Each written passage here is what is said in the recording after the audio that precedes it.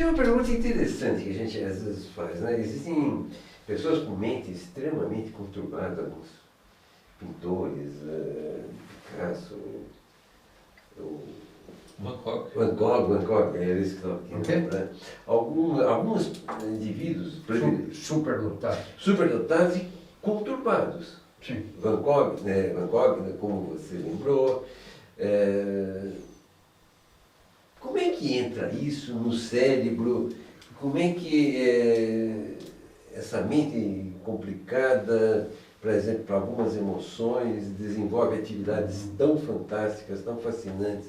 Esse cérebro superdotado, existem países no mundo que têm até uma educação especial para eles. Israel é um deles. Não é?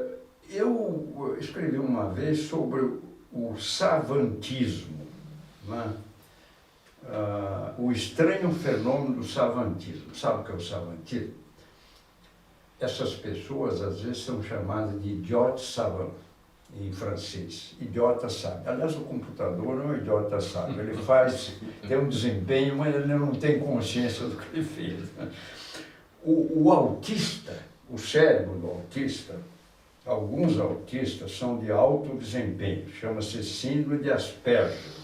Asperger foi um pediatra vienense que descreveu isso, não sabia que ele estava descrevendo uma coisa fantástica, né? Depois que deram maior divulgação, e que hoje o savantismo, essa expressão idiota savant, foi eliminada porque não é politicamente correta, né?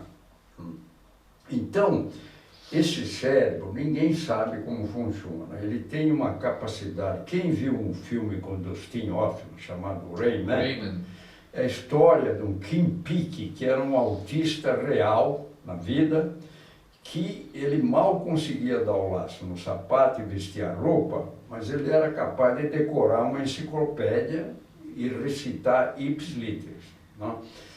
Esse Kim Peek. Então, esse cérebro ainda é um mistério, ninguém sabe como isso funciona, quase em nível computante, para fazer cálculo, por exemplo, não? Nesse Rayman, que foi magnificamente protagonizado pelo Dustin Hoffman, que é um ator fantástico, né? Ele, até a maneira de andar ele internalizou, né, do retardado, né? Mas ele fazia coisas fantásticas, né? Quer dizer, inacreditáveis, né? De um sábio, né? E existe isso na vida real, quer dizer, pessoas, por exemplo, Oliver Sacks, que romantizou a neurologia, escreveu muitos livros, aquele inglês, né, que era gay, e migrou para a Inglaterra, porque os pais eram médicos e não aceitavam ele ser gay. Então ele foi trabalhar nos Estados Unidos, Nova York. E escreveu O Homem Confundiu Sua Mulher com Chapéu, Um Antropólogo em Marte, um monte de livros, muito interessantes. E ele descreve um negro em Londres que era um retardado mental. Mas ele tinha uma capacidade para desenhar, vamos pegar aqui o caso do Van Gogh, né? Para desenhar incrível. Ele dava um passeio de helicóptero sobre Londres, e depois ele baixava na terra e ele desenhava todo aquele cenário que ele viu, a ponte de Waterloo, o rio Thames, os prédios, o parlamento, tudo. Ele desenhava com uma perfeição incrível. E aí vai, ele conta a história de muitos autistas que são superdotados numa área. Dizem até que alguns grandes cientistas físicos, até o Einstein fala sobre isso, não sei se é fake news ou não, que são autistas leves, porque o autismo é um espectro, né? Você tem desde o autista deficiente mental, que não fala, porque o autista é uma capacidade na comunicação, e ele não tem empatia, ele não é capaz de entrar no cérebro do outro, saber o que o outro está pensando, né? Então, é um espectro que tem desde aquele que só faz gestos, né, movimentos involuntários, até o autista de alto desempenho. que às vezes se casa, constitui família, mas é sempre esquisitão, introspectivo, taciturno, quer dizer, pouco comunicativo, né? Grandes físicos, grandes matemáticos, alguns foram autistas. Agora, o mecanismo de funcionamento do cérebro é aquilo que eu digo, não está decodificado. Ninguém sabe como é que esses indivíduos têm esse alto desempenho. Grande mistério. É um mistério. É um mistério. Mais um mistério. Que nós ainda não desvendamos, né? Acho que excelente, não? Eu acho que, só para terminar, como é que o senhor, se o senhor chegar num local que não seja conhecido, como é que o senhor se apresentaria? Mas não entendi muito. Como que você, se você chegar num local, eu preciso fazer uma apresentação, mas ninguém te conhece, como é que você se apresentaria? Qual o que você preza na tua formação, que seria o fulcro da tua... Olha, eu me apresento como médico, primeiro. Quer dizer, às vezes você está conversando e pergunta o que você faz. Não, eu me apresento como médico e como professor de medicina que eu fui, né? Não sou mais, não, praticamente, né? Um pouquinho, né? Peguei uma novela. Sim, como não? Eu me apresento como médico, eu tenho muito orgulho da profissão que eu tenho, né? Procurei e cometi erros nessa minha seguir escrevendo, eu escrevo lá os meus erros, até hoje me penitencio, ainda curto um sentimento de culpa, né, por erros que eu cometi. Por exemplo, eu vou dar um exemplo. Eu fiz aborto. Mas aborto fora da lei. Eu era um médico imaturo, né? Então o meu colega de sócio fazia e me pediu para fazer. Aí eu fui pensando, mas poxa, eu estou fazendo o valor supremo, porque existe uma grande confusão. A própria Veja trouxe uma matéria recente, 2, 3, 4 semanas atrás, com reportagem de capa sobre aborto, dizendo que nos Estados Unidos houve um retrocesso da corte, porque voltou atrás e o aborto voltou a ser criminalizado, né? O aborto indesejável, né? O feto indesejável, né? Aquela gravidez indesejável. Aí está fora da lei. A lei brasileira contempla 3 tipos de aborto. Anencefalo, que dura horas depois que nasce, não tem condição. Né? Anencefalo é permitido, estupro e risco de vida da mãe. Então, mas eu fiz em gravidez indesejada. Prostitutas, mulheres solteiras que não queriam, um mesmo casado que não queria filho e tal. Né? Quer dizer, você está sacrificando. Eu sempre digo, porque a Veja diz que o problema é religioso. Não, é uma vertente. Eu não sou religioso, eu sou ateu. Eu não digo isso com orgulho, né? Porque eu sou assim. Quer dizer, eu acho que a religião é um problema cultural, foi criado pelos homens, não foi criado por nenhum ser transcendental. Mas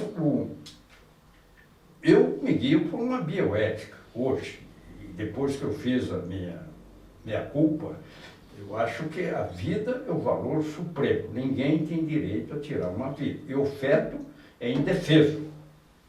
Ele não é o corpo da mulher, porque a mulher tem autonomia, mas ele não é o corpo da mulher, isso é um equívoco. Ele está usando o corpo da mulher, mas está tudo programado quando você forma ali o óvulo, o espermatozoide fecunda o óvulo, já está tudo programado geneticamente, tudo programado. Tá? Vai nascer uma pessoa ali, então é o direito da pessoa que você está ferindo. Tá? Porque diz, morre 70 mil mulheres. Então o feto pode morrer? Não é vida? A mulher não. A mulher morre por negligência, porque tem métodos contraceptivos, vários. E até distribuídos, às vezes, gratuitamente. O próprio Vaticano, através desse papa babaca que está lá, que ele hoje, as freiras que vão evangelizar, que eu acho que é manipular, é uma tirania do saber. Você vai na África ensinar que a verdadeira religião não é a deles, é a religião do Vaticano. Não? Então isso é manipulação, é doutrinação. É como o comunista Paulo Freire faz com os analfabetos, fazia. Então o Papa liberou anticoncepcional para as freiras que às vezes são estupradas na África, para não engravidar, pelo menos. Não? Então é uma coisa meio de conveniência, né? Quer dizer, é pecado, mas quando não é pecado. Né? Então é isso aí. Eu acho que Excelente, eu acho que o papo é fantástico. Nós estamos aqui aproveitando toda essa cultura, esse conhecimento do professor Sanvito. Isso é um registro, né? Isso fica nos anais aqui da Sociedade Paulista de Neurologia, da Sociedade Paulista de Medicina. Acho que todos nós aprendemos muito. Eu tenho o privilégio de conviver com o Dr. Sanvito, de ter sido aluno do Dr. Sanvito, residente. A gente convive no serviço, então isso realmente é um privilégio. Mas está aí, o depoimento está aí, a gravação está aí. O Dr. Sanvito está sempre disposto, sempre à disposição de todo o grupo, com certeza. Muito obrigado, professor. Gostaria de ouvir as palavras do Ronaldo. Então, encerrando. Eu agradeço o convite e a cortesia dos meus Mas eu quando fiz colegas, meus pares de mesa. quando eu fiz essa última pergunta, essa pergunta provocativa, Como se apresentar isso? Isso. É porque o professor Sanvito é uma das pessoas com maior número de publicações, é um escritor prolífico, ele tem dezenas de livros escritos, não só sobre assuntos médicos, como esclerose múltipla, em conjunto com o saudoso Charles Eu fui um editor, o coordenador foi o Charles Peter, que deixou um legado muito importante. Com uma Aliás, semiologia. a nossa homenagem ao Charles Peter Tilbury, que foi uma vida trágica e deixou um legado importante. Né? Mas então, além desses livros na área médica, ele escreveu muitos outros livros extremamente interessantes. Eu até trouxe, eu vou querer um autógrafo, se um livro, que tem um título que eu achei genial, O Mau Gênio do Cérebro. Tá? Esse é um dessas dezenas de livros, não sobre neurologia, mas sim sobre neurociências, aonde a neurociência toca o aspecto humanístico do paciente, da família. Então o professor Sanvito é uma pessoa que... Uma vez eu fui até mal interpretado. O professor Rubens, que organiza geralmente os congressos, ele é um dos organizadores do congresso lá do Guarujá, me convidou para participar e eu dei o tema, né? Neurocentrismo. E provocou uma certa polêmica, porque eu digo que hoje tudo tem que ser explicado pela neurociência. Tem neuroeconomia, neuromagia, neurodefesa, neuroliteratura, neurocinema. Eu digo, isso aí é um excesso. Né? Eu sou neurocético. Eu acho que estão exagerando um pouco na neurociência. Eu digo, daqui a pouco vai surgir a neurobesteira. Né? Com certeza. Embora as ciências neurológicas tomaram o bastão da química de partículas, da física de partículas do século XX, né? Agora passou para a neurociência. Tudo nos Estados Unidos tem a neurodefesa. Quando um indivíduo comete um homicídio, a primeira coisa que o advogado faz é pedir uma ressonância magnética. Se tiver qualquer coisinha, diz não. Ele tem uma lesão cerebral, não é responsável pelos atos dele. Não, é uma bobagem, né?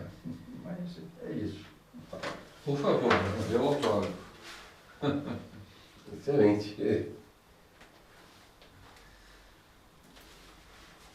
Só para citar alguns dos livros que o professor Sanvito escreveu. Esse, O Mau Gênio do Cérebro, A Arte de Pensar em Outras Artes, É verdade. O Colecionador de Ideias, Ensaios Nada Convencionais, Eu estou vendo que você está bem atualizado, né? O Poder Encantatório das Palavras, eu achei esse título o máximo, A Aventura Humana em Mini-Ensaios, As Lembranças que Não se Apagam. Poxa, você está... Você nem você lembrava. O Nó do Mundo, Ronaldo Abraham, Abraham. que nem o Lincoln. E tem um aqui que eu achei também, aliás, os títulos que ele escolhe são O Cérebro e Suas Vertentes, O Cotidiano Repensado, Os Olhos do Médico, mas tem um que eu achei... A medicina tem cura, professor? Esse foi uma provocação que eu fiz pela Ateneu. Você sabe que veio um colega me procurar na Bahia, não sei de onde, e que tinha estagiado em Moscou. Era comunista. Ele traduziu para o russo aqui e queria fazer não sei o quê. Depois ele subiu, não sei onde ele foi, parece que voltou para Moscou. Agora Moscou não é mais comunista, agora é putinista. Putin, que é pior. Bom, Vamos lembrar a chamada do próximo capítulo, né? Não, está para sair um livro meu, viu, Ronaldo? Agora, provavelmente, o mês que vem. Os gênios da humanidade que foram ativistas políticos radicais. Então, eu falo sobre o Sartre, Oscar Niemeyer, Paulo Freire, o grande filósofo alemão Heidegger, que deu o nazismo, todos eles, ou comunistas, fascistas, ou nazistas, dizendo como eles influenciaram o mundo. Porque eu me encantei com o Sartre, foi o ídolo da minha juventude. Mas no fim ele aderiu ao marxismo, que é o contrário que o existencialismo privilegia o individual, o marxismo o coletivo. Ele disse que o marxismo era a filosofia insuperável do nosso tempo. O tempo dele, né? Ele já morreu. Ele tinha aquela revista Letão Moderna, né, onde ele escrevia. E mentiu a favor da União Soviética. Depois ele confessou. Lá existia liberdade e tal. Depois ele disse que tinha mentido. Né? Então, como essas pessoas influenciaram, e o mundo chegou a essa polarização de hoje. Extrema esquerda versus extrema direita. É o que nós estamos vendo aqui, né? Fascistas versus comunistas. Lula é comunista. Quem disser que não é, está mentindo, porque ele apoia a Venezuela, apoia Cuba, foi investir nosso dinheiro do BNDES lá, e eles deram um calote, não vão pagar nunca. Não. Então, é comunista. Ele elogia os partidos comunistas, etc. Não. Só que eles são comunistas envergonhados, porque o Flávio Dino do Maranhão diz que precisa mudar, não é PCdoB, não pode ser Partido Comunista, tem que mudar o nome, mas a ideologia é a mesma, né?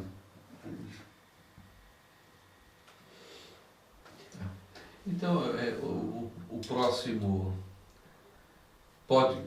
videocast, vamos assim dizer, porque é um podcast com gravação de vídeo, nós vamos falar sobre líquor, a história do líquor. O professor Sanvito já deu uma introdução sobre uma das figuras mais importantes da história do líquor no nosso país, que foi o professor Lange. Mas semana que vem nós... Tem também um cara do Recife que também foi meio pioneiro, o Codeceira que falava, lembra do Codeceira? Sim, Alcides Codeceira falava. Era o... E quem ficou foi a Patrícia, que deu continuidade ao trabalho desse Benício, não me lembro. Então vamos falar sobre líquor, a história do líquor no mundo. 29. Como começou como tem evoluído, quais os progressos, em que o exame do líquor nos auxilia, né, nas doenças, no diagnóstico de doenças, e qual o futuro, o que o líquor ainda tem para nos oferecer nos próximos anos ou décadas. Marcadores biológicos no líquor, essa coisa toda. Já está com spoiler, o senhor já está fazendo spoiler aqui. Mas certamente, isso certamente será falado sobre marcadores de doenças degenerativas, tumorais, desbilizantes. Nós temos vários capítulos fixando a parte técnica, doença, também, diagnóstico, epidemiologia.